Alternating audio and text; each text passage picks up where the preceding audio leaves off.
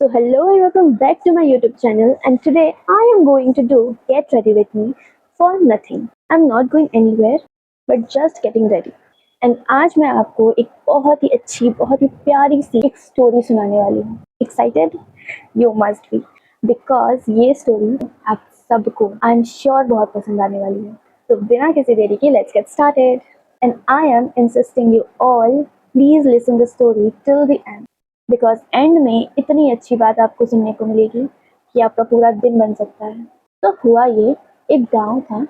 उस गांव में एक मंदिर था और उस मंदिर में एक लड़का आया करता था. अक्सर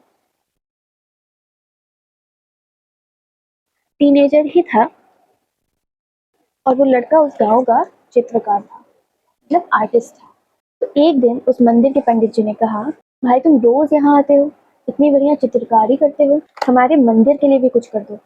तो उस लड़के ने कहा पंडित जी से, मैं चित्रकारी क्या बनाऊं? तो उन पंडित जी ने कहा कि कुछ ऐसा ही बना दो जिसको देखकर लोगों को कुछ शिक्षा ही मिल पाए.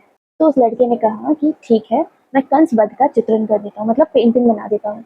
और फिर उसने पंडित जी से कहा कि लेकिन आपको मेरी मदद करनी होगी. तो बोले मुझे पहले वो बालक ला कर दीजिए जिसको मैं कृष्ण बना पाऊँ. तो पंडित जी ने गांव के सारे बच्चे इकट्ठे किए. तो उसमें एक बच्चा मिला, बहुत ही सुंदर. तो उस चित्रकार ने बोला कि पंडित जी, इस बालक में मुझे कृष्ण दिखाई दे रहे हैं, इसकी चित्रकारी करते हैं. तो बालक को बिठाया गया और कृष्ण बनाए गए. तो इधर क्या हुआ, इस लड़के ने, वो जो पेंटर था, उसने कई जगह अपने जॉब के लिए लेटर्स दे रखे थे.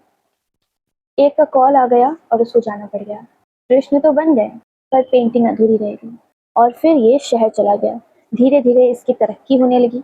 इतनी तरक्की होने लगी कि पहले शहर में, फिर देश में, फिर विदेश में, हर जगह इसका नाम होने लगा. अब गांव वाले सिर्फ अखबारों में ही इसके जिक्र पढ़ा करते थे. तो एक समय ऐसा आता है कि वो जो चित्रकार था वो हर चीज़ों से छुप जाता है, प्रसिद्धि से, नाम से, बल्कि हर चीज़ों से. और फिर काफ़ी सालों बाद वो अपने गांव वापस लौटता है. और वापस आते ही इसका मन एकदम खुश हो गया अपने गांव को देखकर. लेकिन गांव में सब कुछ बदल चुका था. तो ये सुबह होते ही उसी मंदिर में गया. पंडित जी भी थोड़े बूढ़े हो चुके थे. पंडित जी के पास जाके बैठा, उनको प्रणाम किया और पूछा, पंडित जी पहचाना मुझे? तो पंडित जी बोले, अरे तुम तो बड़े चित्रकार बन गए, अखबारों में तुम्हारी तस्वीरें छपा कर रही थी, तुम तो बड़े आदमी बन गए. तो वो चित्रकार बोला, मुझे ईश्वर ने बहुत कुछ दिया पंडित जी, जितना मुझे चाहिए था उससे कई ज्यादा अधिक. तो फिर पंडित जी ने बोला, अरे ईश्वर ने तो तेरे लिए बहुत कुछ किया, लेकिन तूने ईश्वर के लिए क्या किया? एक तस्वीर बना रहा था, वो भी अधूरी छोड़ के चला गया. तो चित्रकार ने बहुत ही एक्साइटमेंट से पूछा, हाँ वो है अभी भी? तो पंडित जी बोले, हाँ, हमने किसी को छेड़ने ही नहीं दिया, आकर देखो यहाँ. तो उसने देखा तो कृष्ण बड़े ही सुंदर बने हुए हैं अभी भी. चित्रकारी उस समय की बनी हुई. बड़ा ही खुश हो गया देखकर वो चित्रकार कि अभी तक उन्होंने उसकी चित्रकारी को संभाल के रखा है. तो पंडित जी ने कहा, इस चित्र को आप पूरा ही कर दो, आ गए हो तो वो चित्रकार कहने लगा कि पूरा तो कर दो, लेकिन आपको तो पता ही है, इस चित्र के लिए उस वक्त मुझे कृष्ण चाहिए थे और अभी इसे पूरा करने के लिए मुझे कंस चाहिए. तो बोले, कंस चाहिए तो ठीक है, गांव के लोगों को इकट्ठा कर देते हैं, तुम ढूंढ लेना उसमें से अपने लिए कंस. और पंडित जी ने व्यवस्था की, सारे गांव के लोग इकट्ठा हो गए. इसे सारे गांव वालों को देखा. सारे गांव वालों को देखने के बाद इसे लगा कि यहाँ हमारे गांव में तो कोई भी कंस जैसा नहीं है. जब तक मुझे फील नहीं आएगा तब तक मैं पेंटिंग नहीं बना पाऊंगा. तो पंडित जी ने कहा कि जेलर जो है वो मेरा दोस्त है, तुम चलो वहाँ चलते हैं, शायद वहाँ कोई तुम्हें कंस जैसा मिल जाए. तो ये लोग जेल में गए. तो जब पता चला इतना बड़ा चित्रकार हमारे यहाँ आ रहा है, तो जेलर उन लोगों को सीधा कैदियों के पास लेके गए और बोले, आप जिसको भी ले जाना चाहते हैं आप ले जा सकते हैं.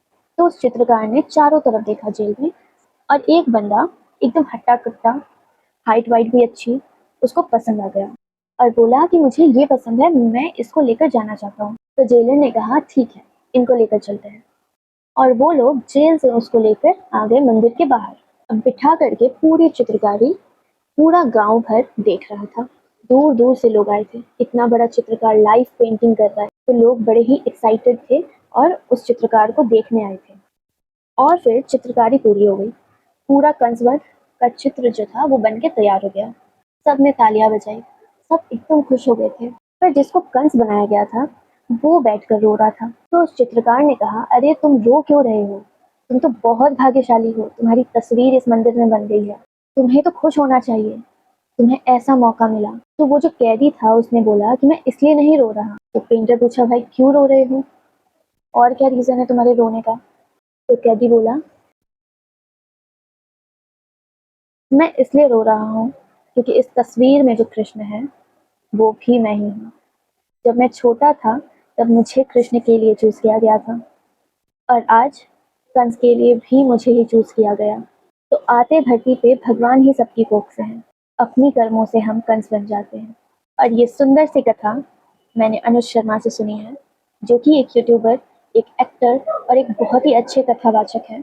और पारस छाबड़ा की मम्मी की कही हुई एक बात, जो कि उन्होंने अपनी पॉडकास्ट में बताई थी, आज मैं आपके साथ शेयर करना चाहती हूँ कि इतनी अच्छी नीयत से कर्म करो कि अगर कल को कोई तुम्हें कहे कि तुझे तेरा कर्म वापस मिले तो तुम्हें इसमें खुशी होनी चाहिए। तो यार that was the full story. आपको कैसी लगी आप प्लीज़ कमेंट में ज़रूर बताना। आपका एक कमेंट, एक लाइक मुझे बहुत ज़्यादा मोटिवेट करता है। एंड यस, आपको ये मेकअप कैसा लगा ये बताना मत भूलना। तो I will see you in the next. Don't forget to like, share and subscribe.